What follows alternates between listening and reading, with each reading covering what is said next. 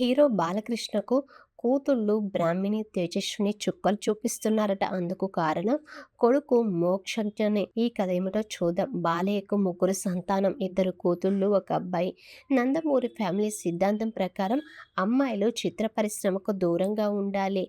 ఎన్టీఆర్ కూతుళ్ళు కానీ మనవళ్ళు కానీ నటించలేదు. కనీసం నిర్మాణం, దర్శకత్వం వైపు రాలేదు. ఎన్టీఆర్ కుమారులు, మనవళ్ళు మాత్రమే హీరోలు, నిర్మాతలుగా రాణిస్తున్నారు. కాలం మారింది. ఆలోచన విధానం మారింది. అమ్మాయిలు అన్ని రంగాల్లో దూసుకుపోతున్నారు.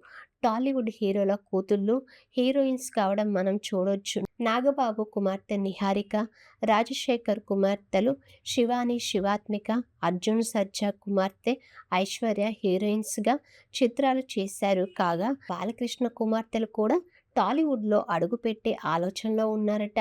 వారు నిర్మాతలుగా కొనసాగించాలని భావిస్తున్నారట. చిన్న కుమార్తె తేజస్విని ఆల్రెడీ రంగంలోకి దిగారని సమాచారం. బాలకృష్ణ, బోయపాటి శ్రీను చేస్తున్న ప్రాజెక్టులో తేజస్విని నిర్మాణ భాగస్వామ్యం అని ప్రచారం జరుగుతుంది. ఇక బ్రాహ్మిణి సక్సెస్ఫుల్ బిజినెస్ ఉమెన్. ఆమె పలు వ్యాపారాల్లో సత్తా చాటుతుంది.